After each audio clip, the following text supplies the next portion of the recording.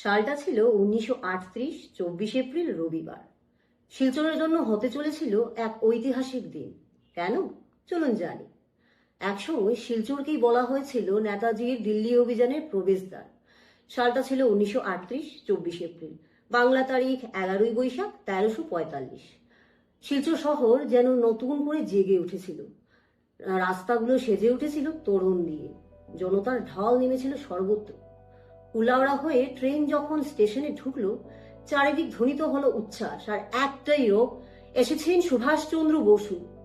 তখন তিনি ভারতীয় জাতীয় কংগ্রেসের সভাপতি। কিন্তু এই সফর ছিল কেবল আনুষ্ঠানিক নয়, এটি ছিল অনুপ্রেরণার এক নতুন অধ্যায়।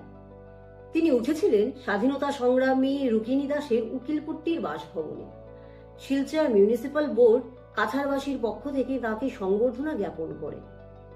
কংগ্রেসের আয়োজিত এই এক সভায়, যেখানে ইউরোপীয় চা বাগান মালিকরা উপস্থিত ছিলেন, সেখানে সভাপতিত্ব করেন কাছাড় জেলা ছাত্র সমিতির সভাপতি সুশীল রঞ্জন চক্রবর্তী।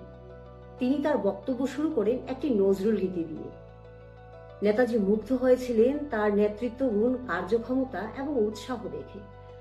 বিদায়ের আগে তিনি সুশীল বাবুর হাতে একটি ছোট্ট বার্তা তুলে দেন: বর্তমানের জন্য কাজ করো, কিন্তু ভবিষ্যতের জন্য প্রস্তুত হও। এরপর কেটে যায় 1 বছর।